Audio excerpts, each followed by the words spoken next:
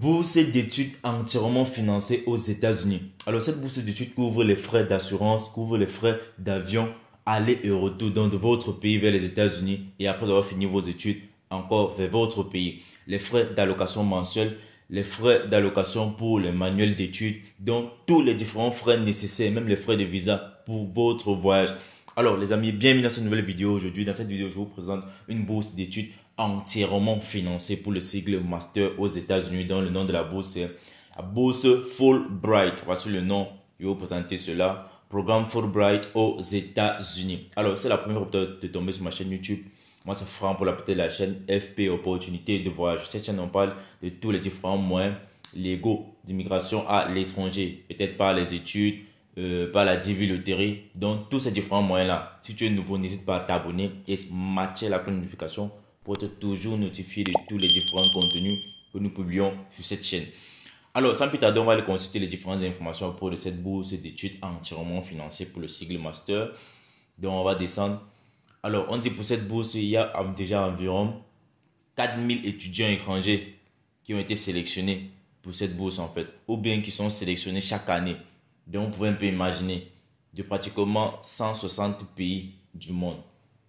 Donc, les amis, voici une bourse qui sélectionne vraiment. Alors, on va consulter les différents critères d'éligibilité.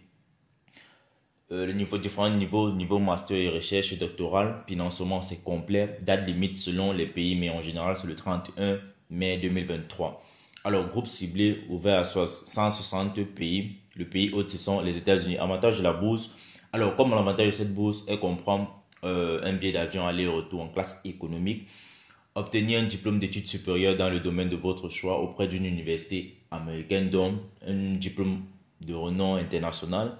L'assurance santé qui est couverte par la bourse, l'allocation mensuelle qui est couverte aussi par la bourse, une allocation pour les manuels d'études qui est couverte par la bourse, des activités d'enregistrement culturel et professionnel pour vous permettre de découvrir les États-Unis, partager votre culture et vos traditions uniques.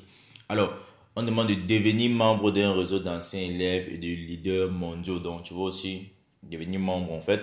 Et des séminaires de formation et d'enrichissement, amélioration des compétences linguistiques en anglais des candidats. Vous savez vraiment les États-Unis, leur niveau d'anglais c'est très excellent les amis. Alors voici tous les différents pays éligibles, tous les différents pays que vous voyez en surbrillance bleu là. Ce sont tous les pays éligibles. Il y a pratiquement toute la Russie. Tout ce grand bleu que vous voyez c'est la Russie en fait. Il y a toute la Russie qui est éligible. D'autres pays d'Asie aussi et pratiquement toute l'Afrique aussi, à part je crois ce pays c'est le Soudan si je ne me trompe pas. Tous les différents pays éligibles, tous les pays en surbrillance bleue les amis. Alors on va consulter les différents critères d'éligibilité. Déjà likez et partagez cette vidéo maximum s'il vous plaît les amis. Comme je le dis encore et je le répète, si tu n'es pas éligible pour une bourse d'études, juste partage là. Il y a quelqu'un qui peut être éligible. Ça peut être un membre de ta famille, un frère, un ami, un cousin. Je ne sais pas en fait, mais partage la vidéo. Ce n'est qu'à travers ces différents partages-là qu'on peut évoluer ensemble. Alors, les différents critères d'éligibilité, voici le premier critère. Être citoyen de l'un des pays éligibles et être en mesure d'assister à des entretiens en personne à l'ambassade respective de son pays de résidence si présélectionné. Donc, tu dois être d'un pays éligible et tu dois être disposé à te présenter à l'ambassade. Non, déjà même si tu as été sélectionné, comment ça va se faire que tu ne peux pas aller te présenter à l'ambassade en fait. Alors ici ils disent quoi? Le programme de bourse Fulbright s'adresse aux diplômés et aux professionnels de divers horizons socio-économiques, universitaires et professionnels. Un candidat compétitif doit avoir un excellent dossier académique et solides compétences en anglais. La préférence sera accordée aux candidats qui n'ont jamais étudié ni vécu aux États-Unis. Les personnes handicapées sont encouragées à postuler. Alors les amis, si vous connaissez quelqu'un qui est handicapé et qui a son diplôme de licence, juste envoyez-lui cette opportunité-là en fait. Il pourra postuler facilement. Parce que dans ta manière de postuler, tu vas préciser en fait que tu es handicapé. Ils disent qu'ils encouragent les handicapés à postuler. Alors, avoir l'équivalent d'un bachelor américain, 4 années d'études postsecondaires. Les candidats titulaires d'un diplôme de licence, 3 années d'études doivent en outre avoir un minimum de 2 ans d'expérience de travail pertinent. Alors, ce qu'on veut dire ici, c'est quoi? Si tu as fait la licence durant 4 années, tu es éligible directement pour cela à la bourse. Mais si tu as fait une licence de 3 ans, tu dois accompagner cela de 2 années de travail en fait. Donc c'est ce qu'ils disent là-bas sur ce deuxième point-ci. Un minimum de 2 ans d'années d'expérience de travail pertinent. Alors, on dit, s'ils sont intéressés par le MBA, les candidats doivent avoir au moins 2 ans d'expérience professionnelle.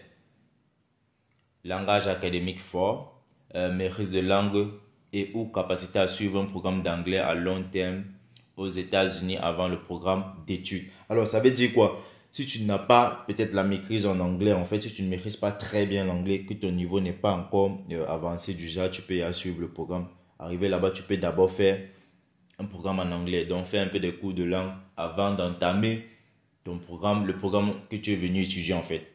Alors, on dit d'autres éventuelles conditions supplémentaires peuvent être rédigées selon le pays et la citoyenneté du candidat. Procédure de candidature, comment postuler? Alors, on dit la procédure de candidature varie considérablement d'un pays à un autre, mais dans la majorité des cas, elle s'effectue en ligne. Voici le lien pour pouvoir candidater en ligne. Alors, on va consulter cela ensemble, donc restez regarder la vidéo jusqu'à la fin. Alors, pour la majorité des pays, les documents suivants sont nécessaires pour postuler au programme Fulbright. 1. Relevé des notes TOEFL, IBT, ITP, ELTS, si disponible mais pas obligatoire. Lisez très bien ici, si disponible mais pas obligatoire. Donc, c'est pas obligatoire que tu dois avoir un certificat de langue en fait, anglaise. Donc, c'est pas obligatoire que tu aies ces différents documents-ci. Parce qu'ils l'ont dit tout haut là-bas, si tu n'as pas un niveau et que tu as été sélectionné, arrivé aux États-Unis, ils vont d'abord te faire apprendre des cours de langue. Donc, c'est ça. Alors, une copie certifiée conforme de chaque relevé de notes et diplôme post-secondaire à partir du baccalauréat. J'espère que là, c'est assez très simple à comprendre. Je n'ai pas expliqué ce point-là. Alors, un CV à jour en anglais. Sachez qu'un CV, pour une demande d'emploi et un CV d'accompagnement d'une bourse d'études, c'est pas la même chose. Ça ne s'écrit pas de la même façon, les amis. Donc, faites très attention. Il y a certaines personnes qui prennent les CV d'offres d'emploi, ils modifient juste quelque chose et ils partent pour cela avec. Le CV pour postuler pour une bourse d'études, c'est très différent, les amis, très différent. Donc, si vous ne connaissez pas comment faire les CV, juste contactez-moi, je vous aide à faire cela. L'aide n'est pas gratuite. Alors, le quatrième point, autant pour moi, une copie de passeport si disponible. Donc, si vous avez le passeport, si vous n'avez pas, vous pouvez juste envoyer une copie de votre pièce d'identité nationale. Des lettres de recommandation. Ils n'ont pas précisé le nombre, mais ils ont dit des lettres. Donc, ça peut être une, ça peut être non. Quand on dit des, c'est à partir de deux en fait.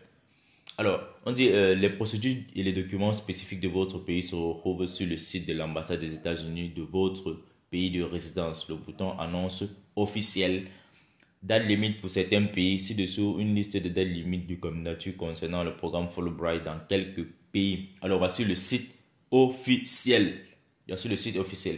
Alors, les amis, avant qu'on aille sur le site officiel, j'aimerais vous présenter aussi cette autre bourse-ci, entièrement financée par la Banque mondiale qui couvre les frais de voyage, les frais de scolarité, l'allocation et bien d'autres. Donc, si vous voulez aussi les différentes informations pour cette bourse et dans lequel vous pouvez choisir le pays où vous allez l'étudier. Donc, si tu es sélectionné pour cette bourse-ci, tu peux choisir entre les États-Unis, la France, le Japon et les différents autres pays qui vont se présenter à toi. Donc, c'est toi qui choisis où tu vas aller étudier. Donc, si vous voulez aussi savoir les différentes informations à propos de cette bourse d'études du programme de la Banque mondiale 2023-2024, juste faites-le moi savoir dans la partie commentaires. Alors, sur ce, on revient sur notre bourse Fulbright.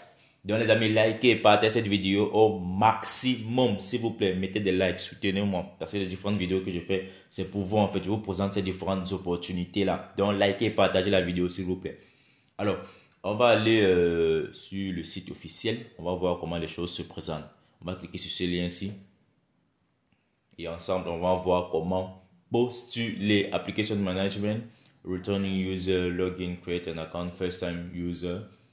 Alors, tu vas cliquer sur Your Login si tu as déjà créé un compte. Si tu n'as pas de compte, tu cliques juste sur Create an Account to start a new application. C'est assez simple. Pour ceux qui ne comprennent même pas l'anglais, là, vous pouvez traduire.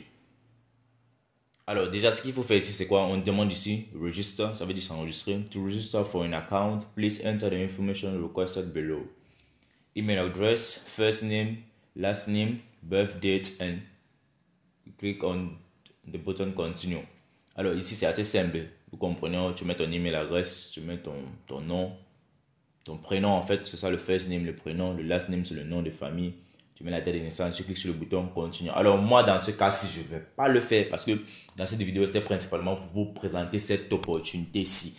Alors, si vous voulez une vidéo pour vous aider à comment postuler pour cette bourse d'études entièrement financée aux États-Unis qui offre pratiquement plus de 4000 bourses d'études. Juste les amis, faites-le moi savoir dans la partie commentaires et surtout likez et partagez cette vidéo au maximum. Moi c'est Franck pour la petite de la chaîne. Opportunité de voyage à l'étranger. Donc si vous avez aimé ce contenu les amis, n'hésitez pas à me le faire savoir dans la partie commentaires. Sur ce, big up.